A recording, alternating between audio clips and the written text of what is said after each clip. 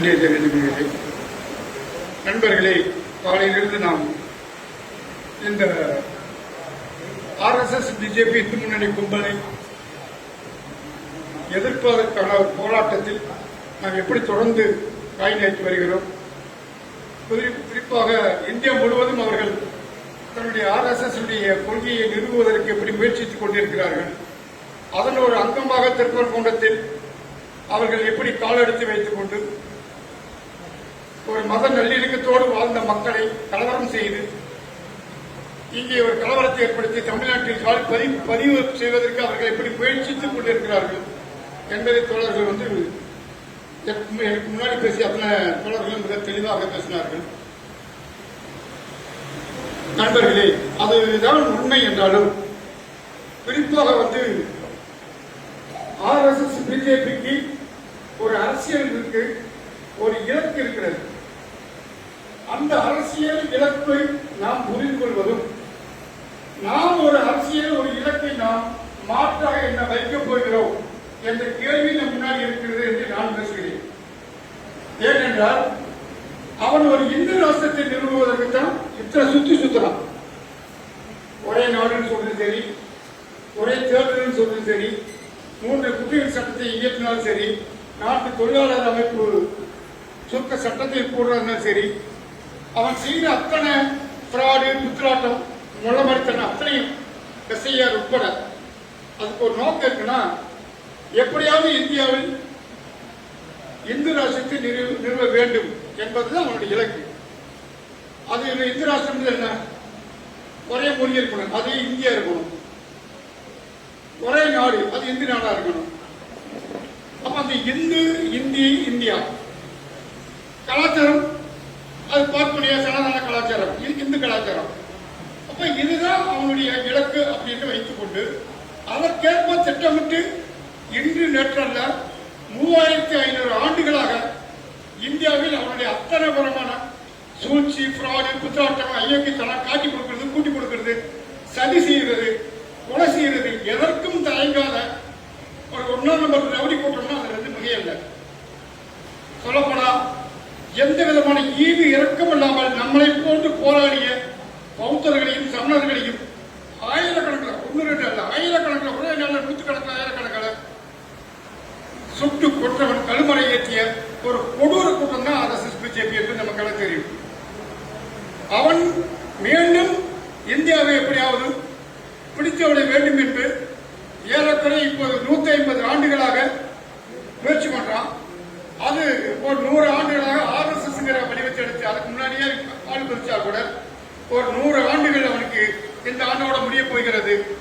100 ஆண்டுகளாக சரி செய்து ஏறக்குறைய ஒரு 70% பிடித்து இருக்கிறான். அதை நாம் ஏற்றுக்கொள்ள வேண்டியிருக்கிறது. அவன் முன்னேறி வந்துட்டான். அவன் குழந்தை சொன்ன மாதிரி தமிழ்நாட்டில் அவன் அந்த அளவுக்கு இந்த முன்னேற முடியவில்லை. அது தந்தை பெரியாருடைய பங்களிப்பை நாம் மறுக்க முடியாது. அப்ப அப்படிப்பட்ட ஒரு மண்ணில் இன்றைக்கு ஏறக்குறைய ஒரு 3 ஆண்டுகளுக்கு முன்னாடி இல்லாதது வரைக்கும் கூட இன்னைக்கு தமிழ்நாட்டிலும் RSS ஒரு பேசும் பொருளாக ஏறக்குறைய இந்தியா தமிழ்நாட்டுடைய அரசியலை தீர்மானிக்கக்கூடிய ஒரு இடத்துக்கு அவன் முன்னேறி இருக்கிறான் என்பதை நாம் பரிசீலனை எடுத்துக்கொள்ள வேண்டியிருக்கிறது. ஆனால் எப்பொழுதும் எதிரியை நாம் குறைத்து மதிக்கக்கூடாது. அப்ப அப்படிப்பட்ட ஒரு எதிரி திருப்பரங்குன்றத்துக்குள் கால் எடுத்து வைப்பதற்கு அவன் திருப்பரங்குன்றம் மேலூர் சில தொகுதிகளை அவன் முடிவு பண்றான். ஏன்னா தமிழ்நாட்டில் ஏற்கனவே கோயம்புத்தூர்ல கால் பதிச்சிருக்கிறான், நாகர்கோவில் கால் பதிச்சிருக்கிறான். அடுத்து தமிழ்நாட்டில் அவனால் எங்கும் பதிக்க முடியல. அப்ப ஏன் இப்பொழுது மதுரையை தேர்ந்தெடுத்திருக்க அப்படின்னா மதுரையில் இருக்கக்கூடிய சாதி சமணங்கள் நமக்கு உதவியாக இருக்கும் என்று சில சாதி வெறியர்களை தனக்குள்ள கைகளை போட்டுக் கொண்டுதான் உள்ள வரான். இதையும் நாம் கணக்கில் எடுத்துக் கொள்ள வேண்டியிருக்கிறது. அப்ப இப்படிப்பட்ட சூழலில் நாம் நல்ல வேலை இஸ்லாம் மக்கள் போராடும் போது நாம் துணை நின்று தமிழ்நாட்டிலே இல்லாத அளவுக்கு ஒரு மத நல்லிணக்க கூட்டமைப்பை மிக சிறப்பாக ஏற்பாடு செய்து நடத்தி கொண்டிருக்கிறோம். இது ஒரு உண்மையிலேயே ஒரு முன்மாதிரி, தமிழ்நாட்டுக்கு ஒரு முன்மாதிரி. தோழர்கள் சொன்ன மாதிரி அப்படி இருக்கிறனாலதான் ஓரளவுக்கு RSS BJP-காரர்கள் எடுக்கிற முயற்சிகள் அவனுடைய மாநாடு உட்பட தோல்வியடைந்து கொண்டே இருக்கிறது. அது ஓரளவுக்கு நம்முடைய வெற்றி. இருப்பினும் நாம் இன்னும் முழுமையாக வெற்றி பெற முடியாமல் இருப்பதற்கு எது காரணமாக இருக்கிறது என்று பரிசீலிக்கும் போது தோழர்கள் சொன்னாங்க, திமுக அரசு இருப்பது நமக்கு ஒரு சாதகமானது என்று.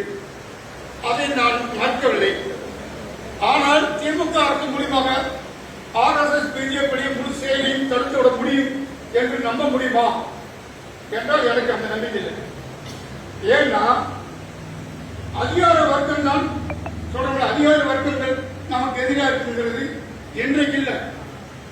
இந்தியாவில் வெள்ளக்காரன் எப்படி அதிகார வர்க்கத்தையும் மக்கள் பிரதிநிதியும் 2 ஆட்சி முறையை கொண்டு வந்தானோ அப்ப இருந்து அதிகார வர்க்கங்கள் மக்களுக்கு எதிராக நிற்கிறது என்பதில் மாற்று கிடையாது.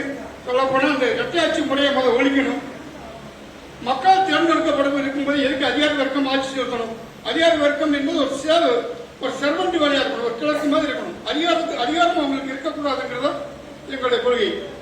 இருந்தாலும் இன்றைக்கு ஒரு குறிப்பிட்ட அளவுக்கு நீதிபதி உட்பட IAS அதிகாரி உட்பட அதிகாரத்தை தீர்மானிக்கிறார்கள் என்றாலும் கூட நாம் முற்றிலும் அவர்கள் தான் இங்கே மதுரையை தீர்மானிக்கிறார்கள் என்று சுருக்கி பார்க்க முடியுமா?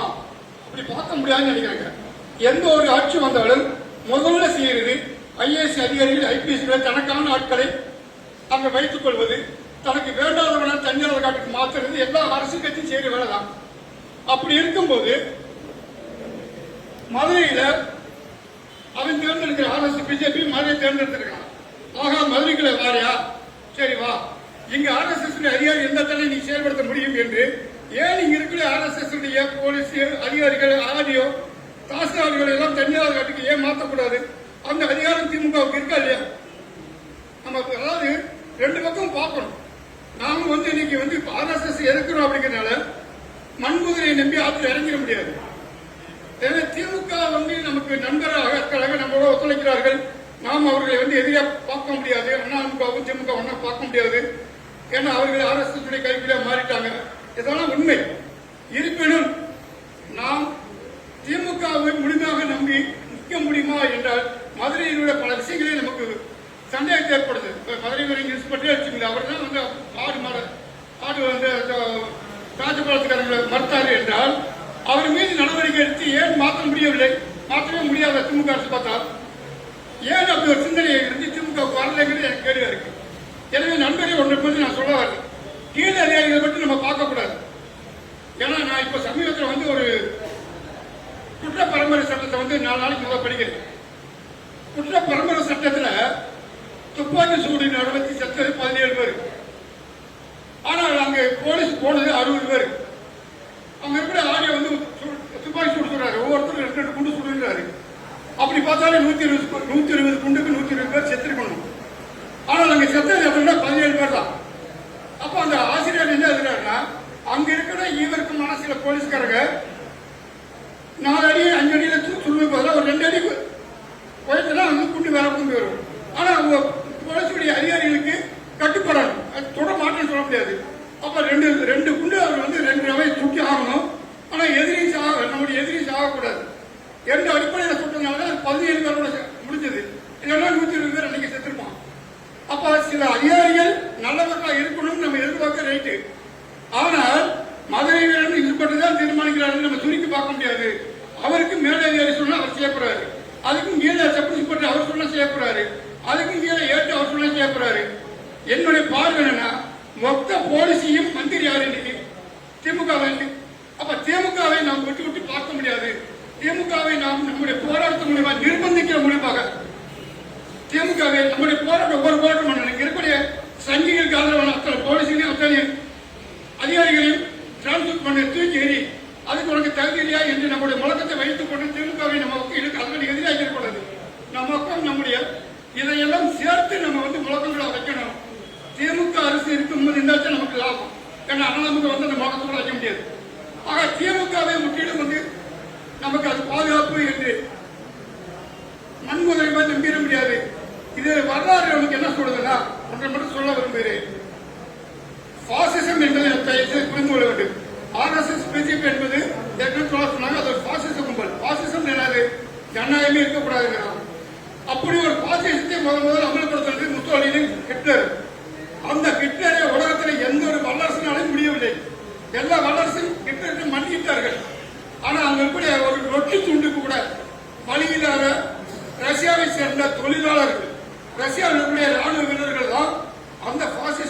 முறியடிக்க முடிந்ததுதான் வரலாறு. எனவே நண்பர்களே, நாம் அருமையான ஒரு கூட்டமைப்பு வைத்திருக்கிறோம். தலித்து, அதாவது அம்பேத்கர் சிந்தனை, பெரியார் சிந்தனை, மார்க்சிய சிந்தனையாளர்கள், தமிழ் உணர்வாளர்கள், இயற்கை ஆர்வலர்கள், இப்படி ஒரு அருமையான கூட்டமைப்பு சேர்ந்த மத நல்லிணக்க கூட்டமைப்பு என்பது நமது சொந்த பணத்தில் நின்று கொண்டு ஒரு மாற்று திட்டத்தை அவன் எப்படி ஒரு இந்து ராஷ்டிரத்தை வைக்கிறானோ நமக்கு ஒரு அவனை வந்து வரக்கூடாதுங்க. சரி, அவனுக்கு எதிராக நம்ம எத்தனை ஆண்டு போராடிக்க இருக்க முடியும்? இந்த மண்ணில் இருந்து RSS பிஜேபி சிந்தனை விடவனே இங்க இருக்கக்கூடாது. அவனுக்கு வக்காத்தை வாங்குற ஜாதி வெறியர்கள் இங்க இருக்கக்கூடாது என்ற மாதிரி ஒரு முழக்கத்தை வைத்துக் கொண்டு அதற்கேற்ப வந்து ஒரு ஜனநாயகத்தை, இப்ப இருக்கிற ஜனநாயகத்தை இன்னும் செழுமைப்படுத்துறது எப்படி, அந்த பொச்சாளிகள் இந்த மண்ணு வீட்டுக்குள்ள வரவிடாம தடுக்கிறது எப்படி என்ற மாதிரி ஒரு நாமெல்லாம் பேசி ஒரு மாற்று திட்டம், அவருக்கு ஒரு திட்டம் இருக்கு இந்து ராஷ்டிரம். நம்ம என்ன செய்ய போறோம்?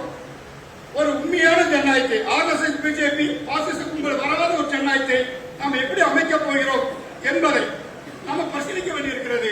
இன்னும் சொல்லப்படா மத நல்லிணக்க கூட்டமைப்புங்கிறது இதை ஓரளவுக்கு ஜனநாயகத்தில் புரிஞ்சு கொண்டு வர முடியும். ஆனா நம்ம என்ன சொல்றோம்? எல்லா மக்களும் வரணும்னு நினைக்கிறோம். அப்ப எல்லா மக்களிடம் நாம் போக வேண்டியிருக்கிறது. இப்ப திருப்பங்குன்ற மக்கள் வேற ஒரு பிரச்சனைக்கு அந்த ஊர் மக்கள் இப்ப வந்து அந்த ரயில வந்து